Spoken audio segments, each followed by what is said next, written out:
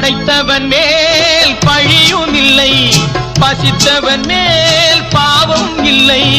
கிடைத்தவர்கள் பிரித்து கொண்டார், உழைத்தவர்கள் தெருவில் நின்றார். பலர் வாட வாட சிலர் வாழ வாழ ஒருபோதும் தெய்வம் பொறுத்ததில்லை.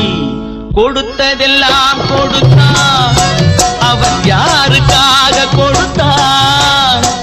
ஒருத்தருக்கா கொடுத்தார், இல்லை